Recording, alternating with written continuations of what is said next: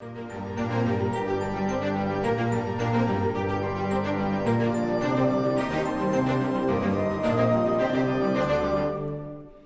everybody, and welcome to PopStream, the official streaming channel from your friends at Pop Culture Classroom and Denver Pop Culture Con, where your community comes together to talk about your media because this is your PopStream.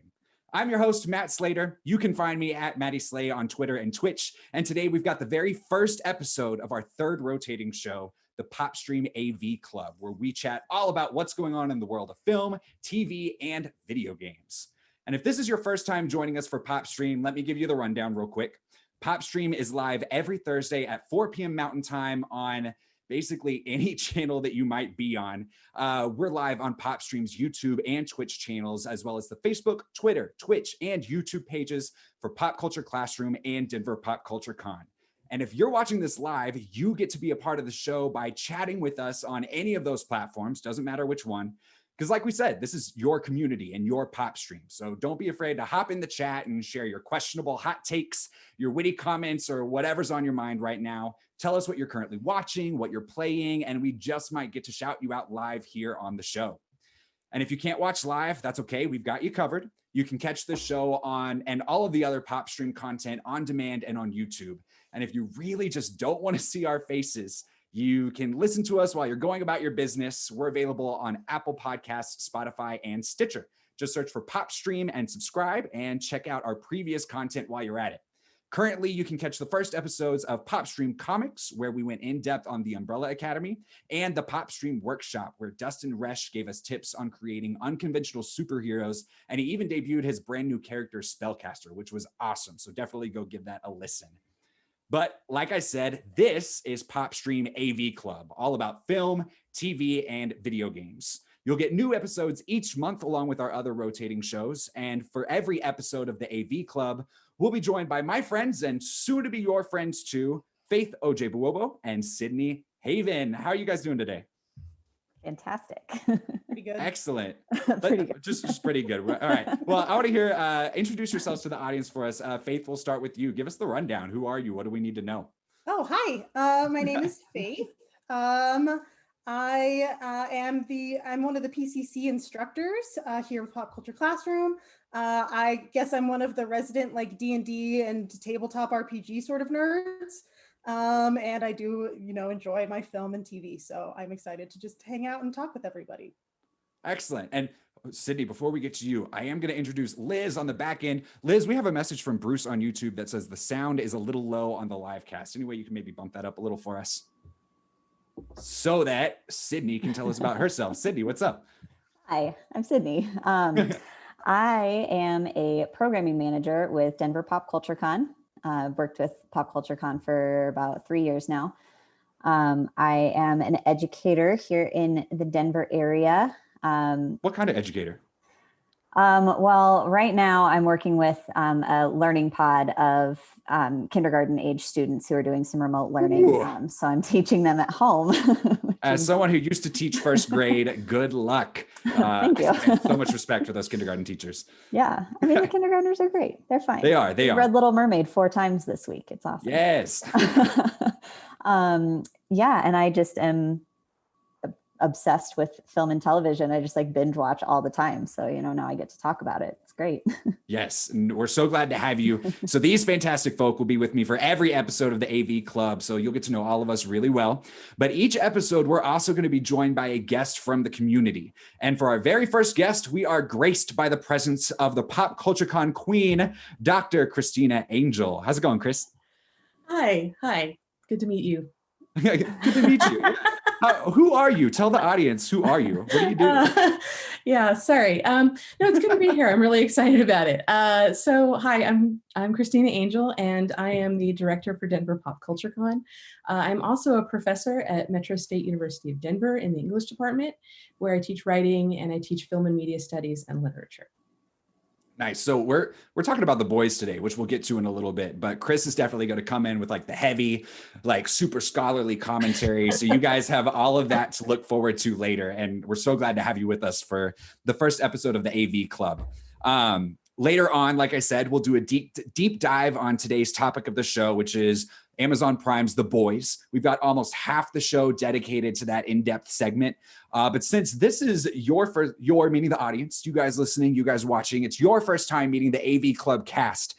So I thought we'd do a little bit of a getting to know you activity. So one of the things I've been seeing going around social media lately is the pick 5 TV shows that represent you as a watcher or you as a consumer. And since we're all about TV, film, and video games, and Chris, we're going to ask you this too, so be ready. I want to know, if you had to pick the 5 properties that would define your taste, what would they be? And Sydney, I'm going to pick on you first. God. Well, picking 5 is really difficult. It's hard enough when it's just TV shows, just movies, and I'm making you pick from that and video games. So right. Well, I have a friend who tells me all the time, she's like, I never know what you're going to like. I think you're going to like something and then you hate it. Like, I like that. But if I'm going with like stuff that I watch frequently, things that I've watched more than once and kind of base other things around opinion wise. Once Upon a Time, Supernatural, Doctor Who, Good Omens. I was obsessed with Good Omens. Okay. And then as far as video games, Horizon Zero Dawn is probably my top. Ooh, that's a good one. choice. That's the only one of those things that you mentioned that I've actually consumed myself. So Really? I'm excited that we're going to have, lots of filling in all the different gaps Yes. here. And if you guys are watching live in the chat, I want to know your top 5 too. So get in there, let us know what your taste is. We might get you shouted out here on the show. Faith, let's go to you next. If you had to pick 5 from all 3 of those platters, what would you put on your plate? Okay, I think I'm gonna go TV series first. So Avatar: The Last Airbender, for sure. Buffy the Vampire Slayer series, not the movie. That's different. I'm gonna even go Dragon Prince as well. Recently, Ooh, okay. I've really enjoyed that one. And then for film, I'm gonna go with the classic Princess Bride. And then for game, I've been really obsessed. I think Matt can agree. I've been really obsessed with Animal Crossing. He's the amount of hours I've put in. I think I'm at hundreds of hours, and Matt can agree with that one. So yeah. That is the only reason why I have Switch friends, is so that I can creep on what they've been playing and how long they've been playing it. And it's my favorite thing. And Wet Lunch on Twitter agrees with you, on Twitch agrees with you. She says, I love Animal Crossing. People are dumping crazy amount of hours into that game. I don't want to know how many hours. I'm terrified. I think Matt knows. I don't want to ask him how many. I will not share that information. That's private. We're going to keep that in-house. But yeah, it's like been the COVID, the quarantine thing. It hit at just the right time. Was that 5? That was 5, right? Yeah. Okay. Christina, you're up. Let's see. My favorite TV shows, probably Rick and Morty. Okay. The Magicians, I'm obsessed with. I watched all of it, and now I'm actually watching it all again, which is something I never do. In terms of movies, I'm a big fan of MCU and Star Wars and Star Trek, and so fantasy, sci-fi, Lord of the Rings, Harry Potter. I pretty much like it. I love all things Disney. So now hold on. Yeah. You're not playing by the rules here. Sorry. I don't play video games. I don't play video games. Oh, no, it doesn't have to. I just want 5, like, if you had to sum it up. So we got The Magicians and Rick and Morty, right? Okay. But then you went like Disney, and that doesn't count. MCU doesn't count. Okay, then I'll say Beauty and the Beast by Disney is my favorite of the animated movies. Okay. The close second is Mulan. Let's see. And then of the MCU, Thor Ragnarok is my favorite. Which Excellent. tells you an awful lot about me. I am going through the MCU for the first time right now. So that's going to out me as how much of a filthy casual I am. But I just finished phase 1 and I'm really excited. I watched the second Thor, very excited to get to Ragnarok. Love me some Taika Waititi. He's really one of my favorite directors. So good. Yeah. Mm-hmm. I think there was 4, unless I don't know how to count. Let's see. Which is very possible. Yeah, maybe. I don't know. I think I just sort of think in general terms. I don't play video games really at all, actually, except the Atari 2600. And I play Pokemon Go actively. There you go. That counts. That's absolutely I'm a level game. 40 trainer. Does that count? If I knew what that meant, I could say yes. But I know my original 150 Pokemon, and that's about it. Nice, excellent. So for me, I guess it would be The Legend of Zelda: Ocarina of Time. That would be video game number one, and lots of video games within there. But I feel like to kind of summarize everything, I would also have to go for South Park, for sure. Game of Thrones, RuPaul's Drag Race. I have my Drag Race pop. These are the only pops I own, are like some Drag Race pops, which I found at Denver Pop Culture Con. I walked up to the booth and I was like, do you have anything from Drag Race? And was just the happiest person in the world when they actually did. And then I would go Moulin Rouge. It's my favorite movie of all time. And like, when it comes to defining my taste, I feel like that movie specifically, there's something about the wackiness and how they make everything work together that's it. Like, that's the pinnacle for me. So that was a little bit of getting to know us. So we are going to jump into the boys' conversation here in a moment. But first, I want to tell you a little bit about what Pop Culture Classroom is doing. So Pop Culture Classroom, the educational nonprofit behind Denver Pop Culture Con, has opened registration for a new series of virtual boot camps where you can pick up a new hobby or take the first steps to becoming a professional in the arts. So if you're looking to learn more about Photoshop, Dungeons and Dragons, comic book creation, or streaming and content creation, this is your opportunity to learn from professionals and build community. Classes meet virtually once per week for 5 weeks. And in addition to getting instruction from professionals, you'll also get curated resources and activities to help reinforce skills between classes. And best of all, you'll get to build community and make new friends with learners just like you. Classes are for ages 16 and up, and there are a limited number of scholarships available. And because they are virtual, it doesn't matter where you live, the magic of the internet will let you participate. And you can learn more at popcultureclassroom.org/camps. But that's not all. Pop Culture Classroom's mission is to inspire a love of learning, increase literacy, celebrate diversity, and build community through the tools of pop culture and the power of self-expression. And one of the ways we do that is by creating free resources for educators, including teaching guides for graphic novels. So we've partnered with Abrams Comic Arts to create a teaching guide for their brand new book, Kent State, 4 Dead in Ohio, by Durf Backdurf, who's also the author of other graphic novels such as Trashed and My Friend Dahmer. And this is a painstakingly researched book and is perfect for high school and college students as it recounts the events of and leading up to May 4th, 1970, when 4 college students were killed and many others were injured by the National Guard on Kent State's campus. So our free teaching guide includes key themes, characters, and settings, pre-reading ideas, discussion questions, project ideas, pairing suggestions, and even common core connections, making it easy to integrate this text into your classroom. So you can download the free guide at our website, classroom.popcultureclassroom.org. All right, ladies, y'all ready to get into it? I almost said, let's get into the boy. Let's talk about the boys. So first of all, for anyone watching or listening, there's a slight spoiler alert here.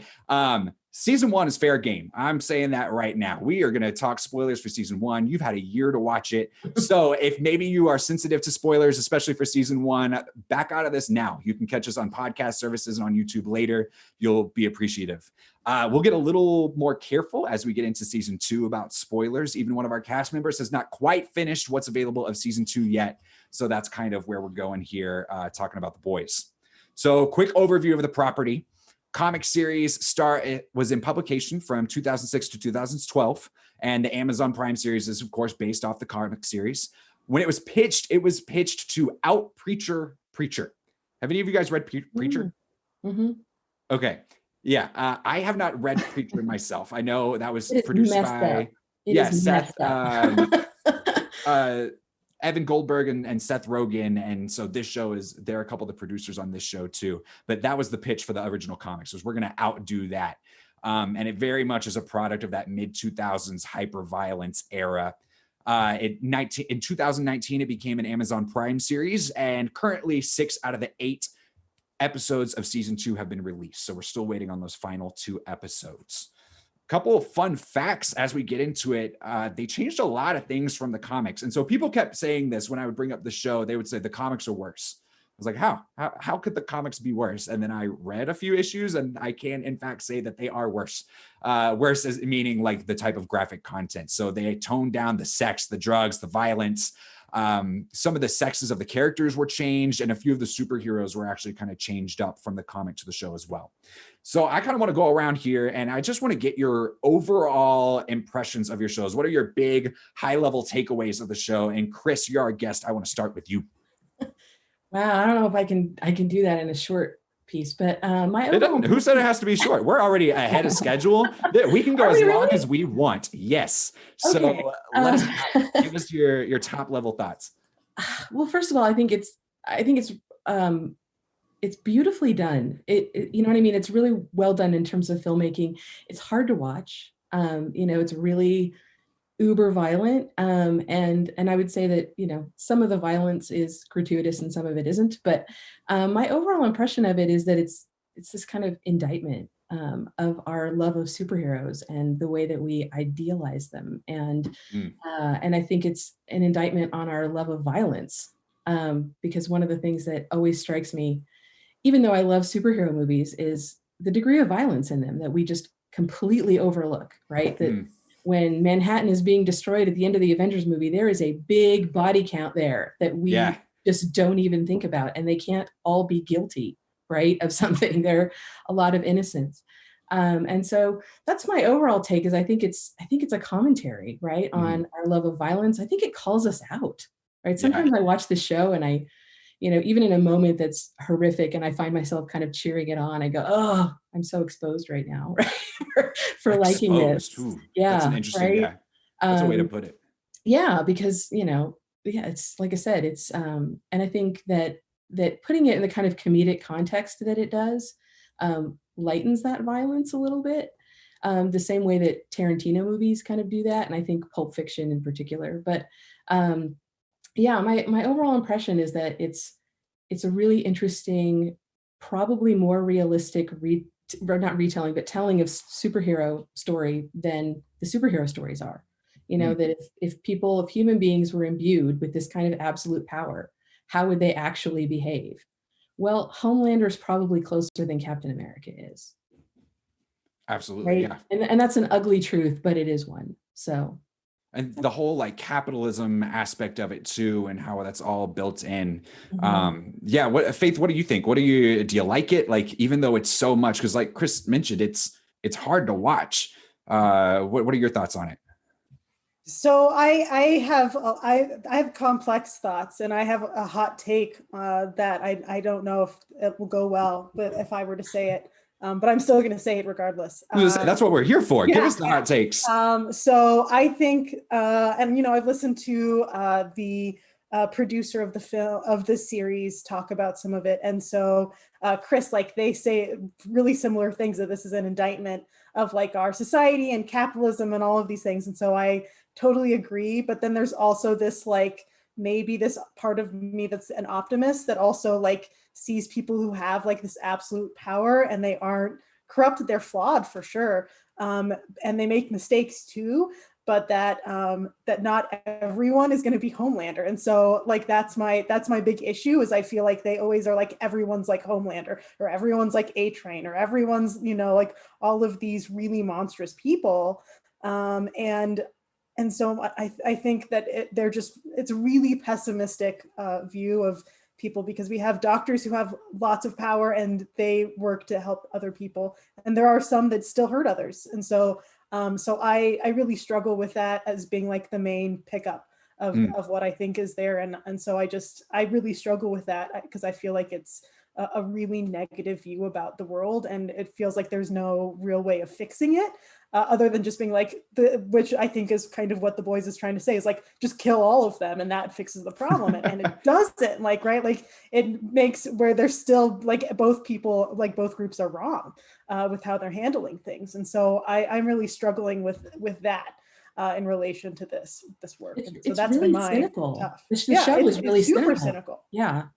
I think especially with some of the character growth we're seeing in season 2, for specific characters, we're seeing some really interesting arcs for many of the main characters, but especially the Deep. And there's a character that is introduced towards the end of what's been released of season 2 that kind of plays a little bit against that. But also I think that's definitely why we have Starlight in contrast to Billy Butcher, right? Billy Butcher kind of has that attitude of like, there's no such thing as a good soup.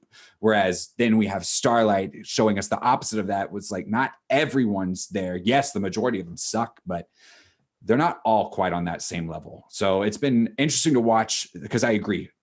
Season 1, very pessimistic, and season 2 still, for sure. But you do see those glimmers of change, of redemption in different ways. We can get all into the deep and his joining of the organization in season 2. But Sydney, what do you think? What's your take on the show so far? And I know you said you're 2 episodes into season 2. Is that correct? Yes, I've seen the first 2 episodes. Awesome. I know some stuff of what's coming just from research, but yeah, I haven't watched it. But I focused on a totally different thing. Like, anybody who knows me won't be surprised that I'm about to talk about this, because this is like the hill that I will die on every single day.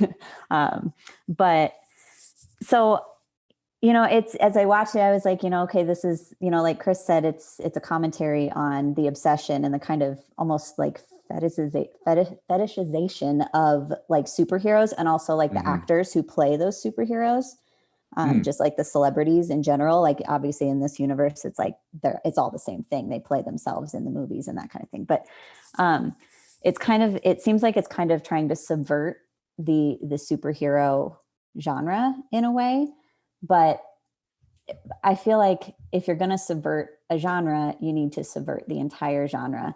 And the treatment of like the women in the show, I'm gonna dump my feminist agenda on the conversation now. It's like, it's funny because I mentioned Supernatural as being one of my like taste identifiers, and Eric Kripke was the creator of Supernatural, and so I recognize a lot of the names from the boys in the end credits from Supernatural.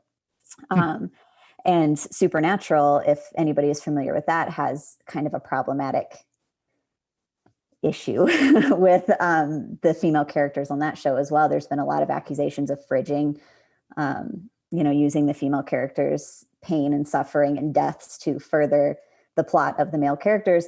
And I'm keeping a running tally of all of the female characters that are murdered to further the plot for the male characters. And we're up to I think 5 like major characters now. And I mean, the first one happens right. It's like one of the first big events that happen in the entire thing, which is like, it's kind of a staple of like the superhero genre or whatever. It's like the origin story. It's like, oh, this woman I loved. And I mean, it's even Billy Butcher's origin story. It is. This woman I loved is gone now, whether she's dead, whether she's missing, whatever. And we meet Robin, and we see her for about 3 minutes total. Don't know anything about this woman except what we meet in these 3 minutes.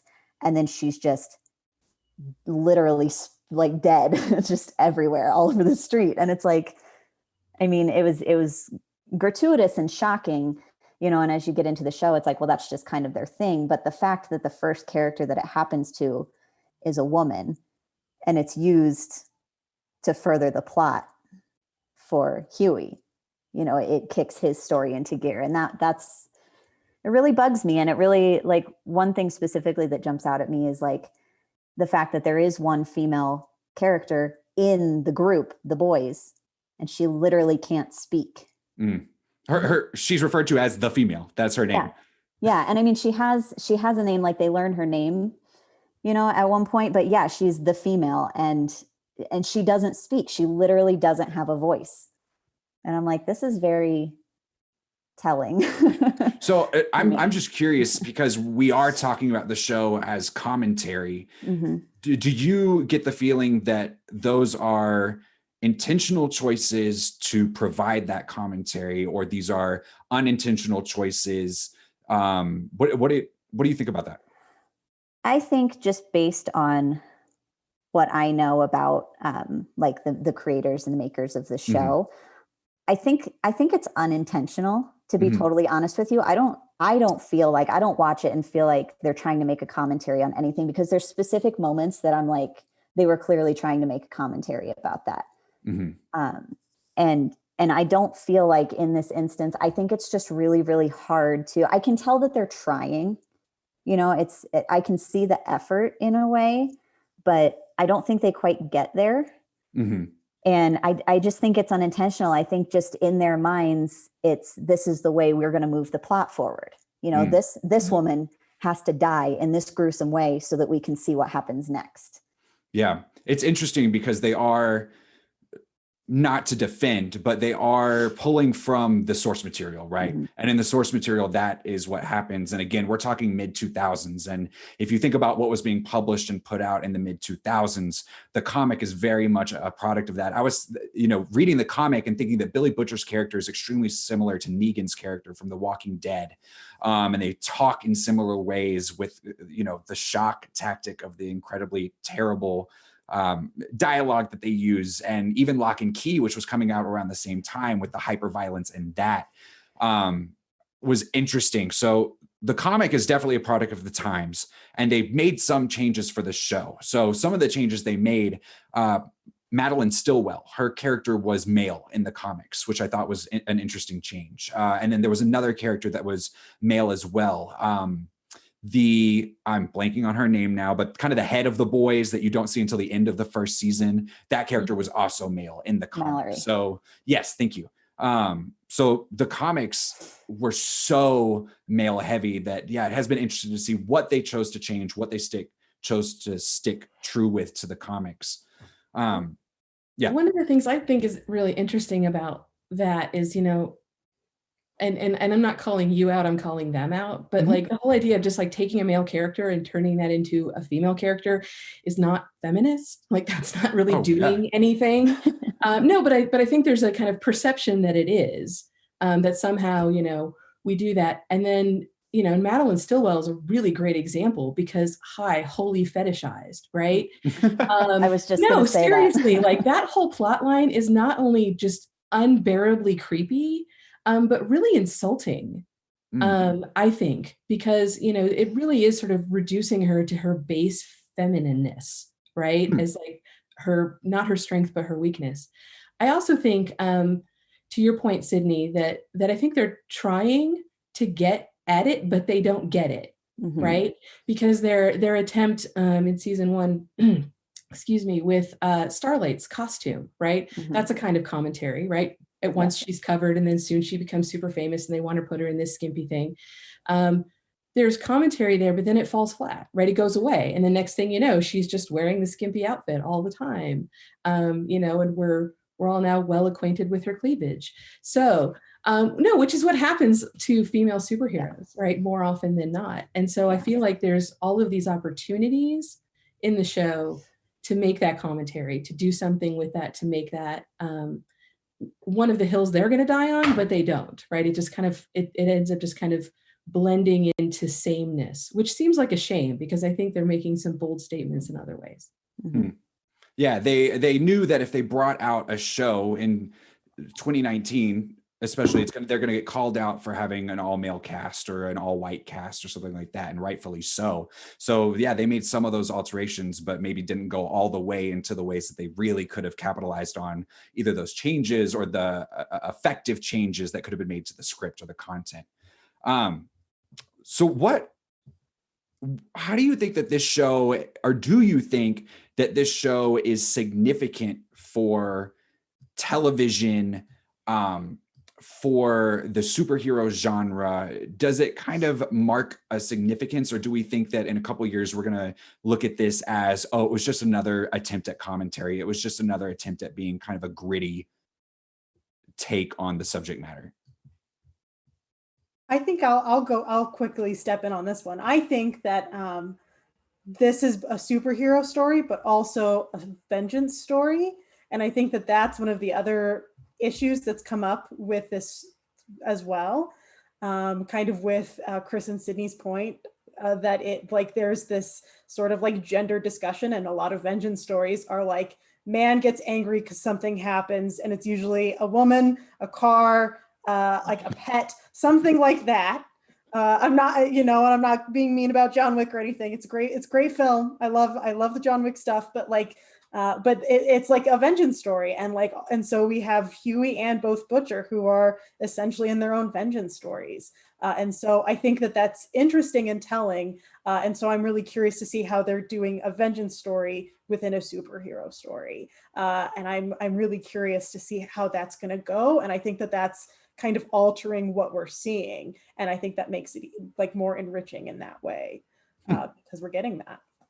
Yeah. So hopefully that means that it will be something that we look at, 10, 15 years from now, of saying like, hey, it's this, but it's also this, and it's also these genres as well. And how are they putting this in? Is it a seamless transition with all of these things? Does it blend well? Is it falling flat? Why is it falling flat? And I think that's going to be also how time will tell, like what happens in the next, in the next couple seasons. For our audio listeners, you're not going to get to see all of our pets that are coming across the screen. So if you want to see pets, you got to get us on YouTube. It just took over the whole screen, just like that star of the show. Yeah, Chris, I know you have a lot of thoughts here. Yeah. I want to pick up on that revenge thing, right? Because, one of the oldest forms of storytelling is actually the revenge tragedy. And yeah, it's usually sparked by violence to a woman, right? Mother, sister, daughter, wife, right? And I hadn't really thought about it until you just said that, right? That this really does sort of fall into that category of revenge tragedy. And the thing about revenge tragedies is that, the people seeking revenge usually end up dead too. Like we all know Hamlet, right? That's a revenge tragedy. It's usually a bloodbath. Everybody, or Titus Andronicus, pick your poison. They're all dead at the end. And the lesson is supposed to be that vengeance, of course, never pays, right? That it might feel good in the moment, but it doesn't pay off. So I'll be really interested to see if the show decides that it's going to pay off, right? This vengeance of theirs. But it has a sort of a literary quality to it that I think makes it really interesting and kind of important. And I might actually add that to my list of modern versions of revenge tragedy the next time that I teach one of those. But to the point, I think it's an interesting show. I don't know yet if it's one of those stand the test of time shows, or if it's something we look back on, because I compared it in a thought just the other day about Pulp Fiction, right? I mentioned that earlier because, that whole idea of comedic violence, right? That it's violence that's so over the top. And one of the things about this show that I both love and hate is the perpetual squish of the exploding people and body parts, and just like that sick thud noise that they use for, when there's about to be just a mountain of mush and blood somewhere. The moment with Pop Claw in no, really, like one. I can't. I actually didn't entirely want. That was yeah. That was a lot. It's a lot. Or even as Sydney pointed out, the scene with Robin. When I started watching the show and that happened, I was like, yeah, I don't know. I don't know if I'm going to keep watching this, right? I had the same thought. But now, and I'm not spoiling anything. I'll just say that there's a comedic moment of that in season 2 where they use that to such a shocking effect that it becomes like that moment in Pulp Fiction where Marvin gets shot in the face. Yes. In a car. Yep. And I frequently tell my students, I'm like, okay, so if I just told you I saw a movie where a guy in the front seat turns around and accidentally shoots the guy in the back seat in the face, that's not funny. When you watch it in Pulp Fiction, it's out loud laugh funny. Right? Because it's so over the top and it's so extreme and it's so violent that it doesn't seem real. And I think that's what and it makes us deeply uncomfortable at the same time, which is how comedy works. So we laugh at it, right? Because we don't know what else to do with something that awful. And so I think there's something to be said about those moments too, right? That they're playing them off as comedy because they're so over the top. So there's a part of me that's like, okay, I don't know how much of this I'm supposed to take very seriously, right?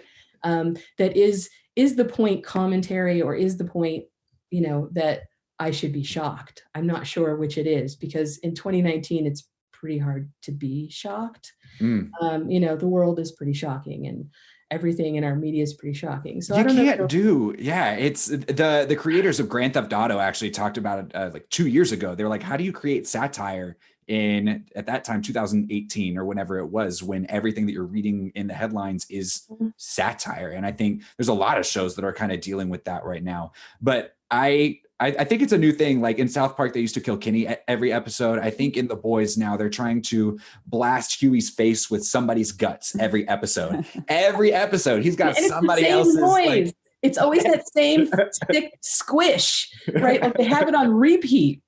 And in fact, like I said, the last time it happened, I actually burst out laughing because I'm like, don't they have another sound for that? No, and their arsenal. That's what makes it humorous to me anyway, is that kind of just repeated, like you should expect this by now. Yes. To kind of circle back on our conversation earlier, Bruce says to Sydney's point, Bruce on YouTube says to Sydney's point, one thought might be that the female characters aren't necessarily being marginalized, but they are the only characters in the entire series who are sympathetic in any way. So that's an interesting take. He said for the males, they're all just horrible people. The difference only being what side they're on, including Huey. And then of course he says with the exception of Madeline. And then in season 2, we have another character that gets added to that list of females. But Madeline, who dies at the end of season 1, again, we're going to spoil season 1. It's cool. You had a year. You had a whole year. Those are the rules, right? Isn't that the rule for internet spoilers? Yeah. 12 months. I think that's fair. I think that's a fair sort of thing. Yeah. No, I feel like I would agree with that about the female characters being sympathetic, just in the fact that I think the show is also aware of that, because there's a couple of moments, like when I talk about, there's specific moments of commentary where they use I'm trying to think of words that I can say that are family friendly, but they use specific female centered language as insults, Yes. and they do it a lot. And Huey points it out at one point. He's like, you're always using those words to insult people, but I don't specifically Billy Butcher using those. Yeah. Yes. And like, once you get to know Butcher, you're obviously like, okay, well, this is just how he talks. This is just what he calls people, but Huey points it out. And at one point, Billy Butcher says something to the guys along the effect of, you're acting like a bunch of women, because they're showing sympathy to another character. He's like, you're acting like a bunch of women. And he says it like it's a bad thing. Like he says it to insult them. Right. And so it's kind of like, really, we're still going to use words like that in that context in 2020? But they do call it out. Yeah. Yeah, exactly. Speaking of Billy Butcher, I spent the first 6 episodes of this show thinking he was Australian. He is in real life. He is. That's in New Zealand, I think. Yeah, he is from New Zealand. So is the guy who plays Homelander, which I should have his name pulled up somewhere. Anthony Starr. Thank you. Yes. He is supposed in real life. That is he's fantastic. Yeah. Not quite a Cockney accent. I actually had to look this up the other day because I was like, oh, he's British? I truly thought he might have been Australian. But no, Cockney accent. Fun fact. So what have been some of your favorite either moments of commentary or some of your favorite diabolical moments from the show? Some of like the favorite shock value, whether for a specific purpose or just for the funnies. What have been some of your favorite moments from the show? The baby in the hospital, when he used the baby. Yes. I was just like the whole time I was like, oh my God, this is happening. I laughed so hard. Yeah. I think the moments of comedy are really super funny in this show. And I think they're really super funny because I find myself so anxious while I'm watching. You know what I mean? Like, it's one of those shows that you kind of can't let your guard down because, the minute you do, like, someone's going to explode. And you know what I mean? I know I feel really anxious. And so I think when the moments of comedy, like the baby with the laser eyes comes up, it makes me laugh harder than I probably would have otherwise because I feel so much relief. It's a comic relief. But that's a great moment. I love that moment. What else? The deep with the dolphin. That one, those scenes are, I feel so bad for the dolphin, but the whole like car accident and like that whole scene, like the slow motion and it's beautiful. It's just, it was so well put together of just like the deep looking as the dolphin's moving through the windshield, like, and the music that's being played, it was all just like very done, like just done so well, that made me laugh. One of my favorite moments so far is in season 2, which also involves the deep. And I will just say that Patton Oswalt makes an incredible cameo in the show. I was rolling. I was laughing so hard. And my husband is coming in the room. This is not his cup of tea. We'll just put it that way. He comes in the room. He's like, "What are you laughing?" And I'm just like, "It's Patton Oswalt, and it's brilliant." I had to do a quick IMDb to make sure that was correct. So I think that was like episode 2. The Deep has been a real interesting character because obviously he's one of the first ones that you see and you're like, "Oh, you suck. You're terrible." And then I wouldn't say he goes on a redemption arc, but his arc is very interesting and we don't necessarily like him anymore, but he gets a little more comedic. It's a little easier to laugh at him for sure. That moment I died. And I have a husband who's the same way. He's just like, "What are you watching? Like, what is this? Why are you watching this? I don't understand." One of my actual favorite moments is also in season 2. And I'm not going to give the context for it. I'll just say the part, which is, Huey is really an interesting character for me because he's sort of this character who keeps kind of getting swept along in the story. And then in season 2 kind of finds a purpose, right? A reason. And there's this moment where, he's like, "I'm not a hero," right? And he stands up and he's just like, "Okay, I'm not Lee Marvin, but I can be Harry Potter," right?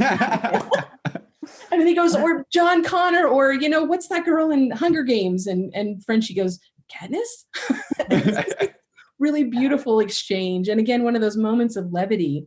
But that also speaks, I think, to his character, right? The way he sees himself as like a child, right? And as somebody, who's got this heavy burden upon him and he's just going to do the best he can with it.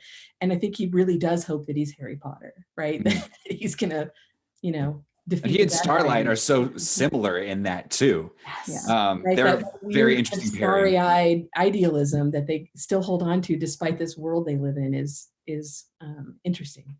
One of my other favorite moments, speaking of Huey and his funny scenes, is when he is trying to blackmail Ezekiel, but his phone doesn't work, so he can't show him the video, so he has to just like improvise and pretend that he's the one.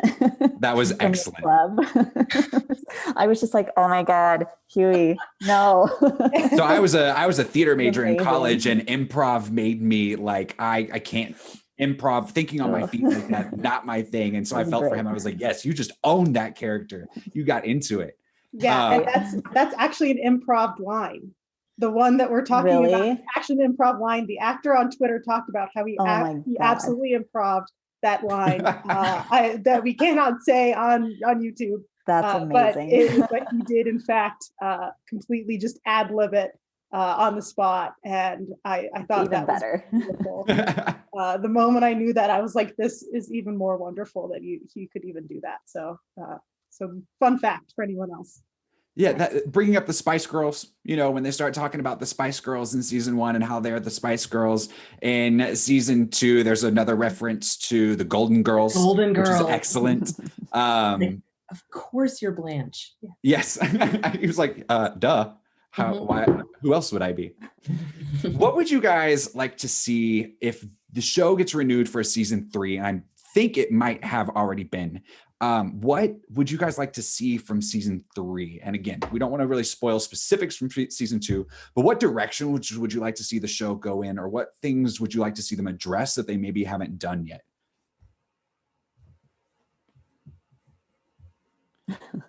That question was not in the run of show. I just sprang that one on y'all willy-nilly, so I hope you're ready. I don't want to give it away, but I would love to see some more character interactions with certain characters. So the one that I would really like to see more of would be Annie and Butcher. I really want to see more interactions with them because I've seen little bits and pieces, and there's some stuff later on in the season that I don't want to spoil that just really has interested me, and it makes me really curious to see how they're going to kind of maneuver these characters around. And so I want to see more of that. I want to see what happens when the people really start to rally against Vought. You start to see the beginnings of that in season 2 when discoveries are made. But I want to see when those people actually take power. Like, of course, we all want to see Vought go down in a sense, right? And I haven't read enough of the comics to know what is scripted in the source material of what is supposed to happen, but like some sort of reckoning between the public and Vought that we haven't quite seen yet. And even that, and we've seen a little bit of Compound V get into the hands of the wrong people, but then that was resolved pretty quickly from what it seemed. We haven't seen more of that. So kind of that reckoning of like, look at what you've created, look at what you've done, and what are you going to do now? Yeah, I really also without spoil. Oh, sorry, go ahead. No, I wasn't even like anything legit. It was just like weird thoughts that I had as I was watching it, as they were talking about like there's no weapons that can work against Homelander. And I'm like, has anybody tried to like hold up a mirror when he's using his laser vision and like reflect it back at him? Like, I wonder, I want to see that happen. Like Medusa, just hold up a mirror. Exactly. I wonder if that would work on him. There's got to be something. Superman has his kryptonite. So what is Homelander's? And I think what they've gotten to is it's his emotions. It's his history. That's his kryptonite, right? Earlier, humanity, yes. Chris, you brought up about Stillwell and the unsettling moments as to how she's fetish. And now I can't say that word. That's a hard word. It is a hard word. Fetishized. Yeah. There we got close enough. The audience, I think they know what we're talking about. But specifically with the breast milk fetish, which I hear where you're coming from, but it does such a job of painting that character and making him so uncomfortable to watch and letting us know that he doesn't just have these violent tendencies, but his past is really affecting his relationships with other people, and in a more concrete way than what we've seen. The scene with Doppelganger and Homelander in season 2 was one where I almost had to I actually turned it off. I didn't finish watching it. Like as soon as I realized what was going on, I was like, I can't, no. Yeah, there were, in one episode, there were 2 scenes between Doppelganger and Homelander, and the way that it ended up was creepy and uncomfortable. And that was one that I was like, I don't know. If I didn't see that scene, I think I'd be okay. Like I didn't really gain anything from that scene other than needing a shower. Creep. And and now I got to go scrub for about half an hour. Sorry, babe, no hot water when I'm done. Yep. Yeah, it was just gross. Yeah. I'll add in too that he's such a 5-year-old. Homelander is such a preschool like kid. Like I don't like his. You can just tell that he like just his ability to like age, like it has been like infinitely affected. Like he's just been stunted, and it's clearly like how he's grown up and where he is right now. So I just wanted to add that in because we've talked about Homelander, and so I felt like the breast milk was also symbolic of that for sure. Like that he's like such a child that he didn't even get like those resources as an infant, and so like he's even using that now, and so it's so Freudian, right? Yeah. That he's absolutely just like stuck in his phase. I want to see resolution to his story, right? Because there's these moments where I feel pity for him. Saying feel sorry is probably a bridge too far, right? Because he clearly just needs to go. He's irredeemable. But in terms of where I would like to see the show go, is I would like to see that reckoning that you mentioned, Matt. But before that, I want to see the Frankenstein moment, right? Where like, I'm not going to give anything away, but like where everything gets out there, everything, right? And where the show is right now, everything gets out and it's on the loose and it's uncontrolled, and Vought doesn't have any power over it. And what happens then? That's what I'm really interested in seeing, is that sort of that break of control where they lose all control over the monsters that they've created. There was a moment in season 2. I don't think this is, I'll try not to make it a spoiler. But Homelander was talking, and he was saying, like, referring to himself as a god, and basically saying like, gods like me shouldn't feel it's so isolating to be so much above, so superior to the rest of humanity and gods like me shouldn't feel that pain and stuff. And I was like kind of rolling my eyes at first because I was like, ugh, this guy. And then I was like, no, he genuinely believes this. Like he is so sincere in this moment. Like he genuinely believes that he is a god walking on the earth among humanity. That actor is killing it. I saw a clip from an interview where he didn't have his blonde hair and he was wearing glasses. And the meme was like, maybe the Clark Kent thing like isn't such a bad idea because you could not recognize him whatsoever. But his portrayal of Homelander is so uncomfortable. It's really commendable, especially to keep that up for so long. It's brilliant acting. Yeah, he's just so unsettling, right? Even just like the way he sets his jaw just really creeps me out. Yeah. I want to know more about. Oh. Yeah. Oh, no, go ahead. Oh, it's such a discussion of like Superman and Captain America. Like it's such a discussion of these like two superheroes of like the American way and like this sort of American ideal and like how we've seen it being corrupted and what does that look like. And so I'm really fascinated to see like where it's going to go, especially because I'm caught up. So there's some things coming down the pipeline for anyone who isn't prepared, prepare thyself. Get a taste of that uncontrolled chaos that could be coming later on for sure. I read a fun fact on IMDb that was saying that he did study Captain America and Superman and their movements specifically, to see how did they take off when they flew into the sky, but to get that physicality in there. I've been watching a lot of Batman lately. I'm actually working through the cinematic Batman canon.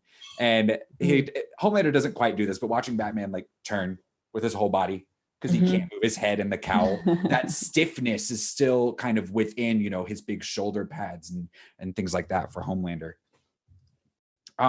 We have 2 episodes left in season 2, and I have no idea where this is going to go. I'm very excited.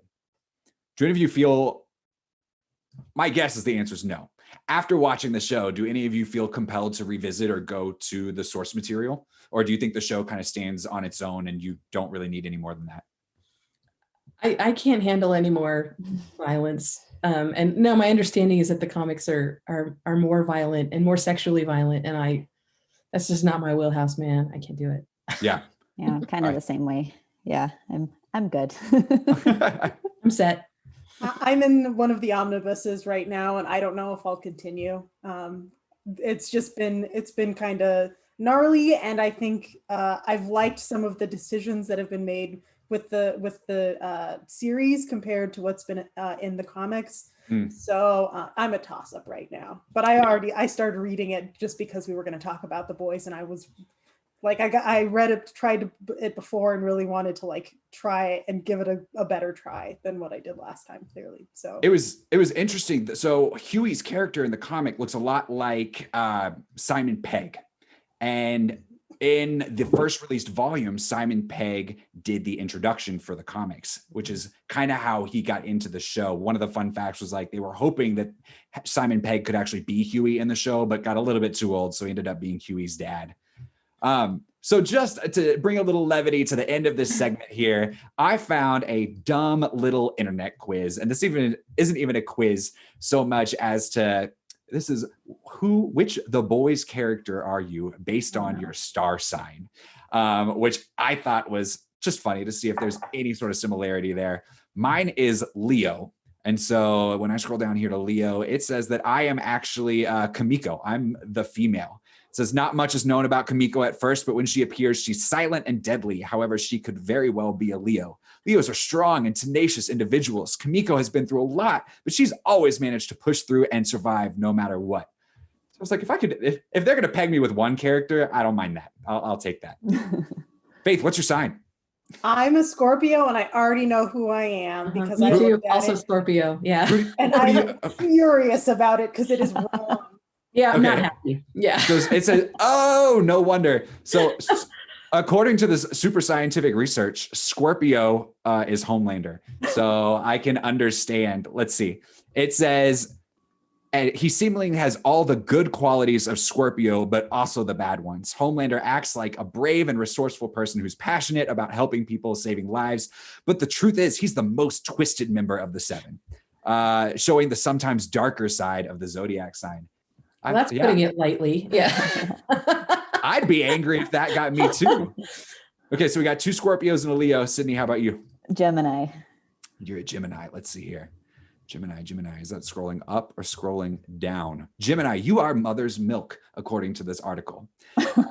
His close friend and one of the boys could be a Gemini, considering his character. Geminis are gentle, affectionate people who are also adaptable and capable of learning new things quickly and coming up with useful ideas. Mother's milk is the kindest member of the boys, Huey aside, and he isn't afraid to show his love and affection for his family. I think the dollhouse he's making is so cute. Oh my gosh, I know. He's definitely It's like, if you're the reason that I can't finish this dollhouse, I'm going to kill you.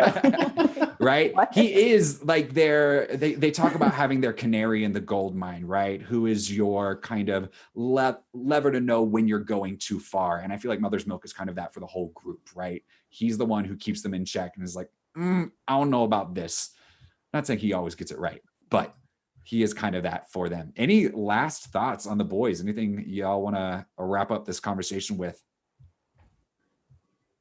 Would you, if you had to give a yes, go watch, or you can pass it up, what would you say? Say if you're bored, you can watch it.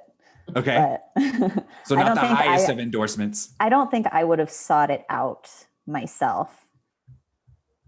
If I wasn't going to be talking about it here, I don't think I would have. And I definitely wouldn't have heavy binged it like I have. So we owe you one? Is that what is that what you're saying? Fair enough. I'd say definitely watch. I think there's, again, it's important to say it's absolutely not for kids, right? I would say, please be like 20 or older. I don't think I'm old enough for this show. I was going to say, I teach university and I would feel itchy about showing this even in, classes full of adults. So yeah, I would say, it's definitely for adults. I'd say it's definitely worth a watch. Particularly, I think if you go into it with a certain cynicism about superhero narratives, right? Where we all have superhero fatigue, even those of us who are fans.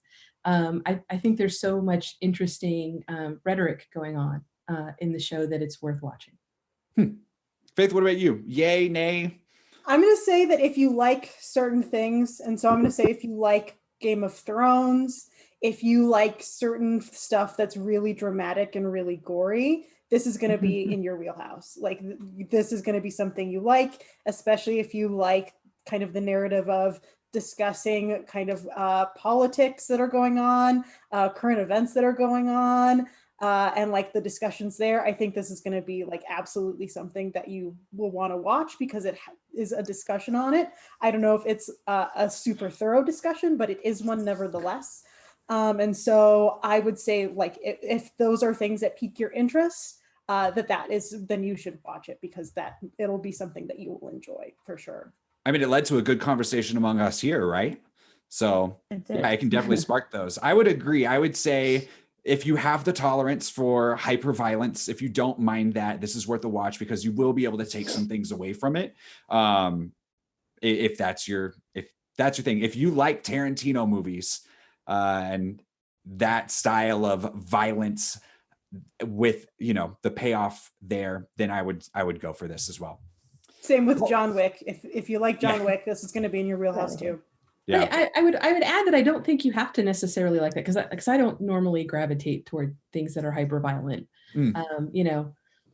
I'm like I said earlier on, I'm a Disney fan.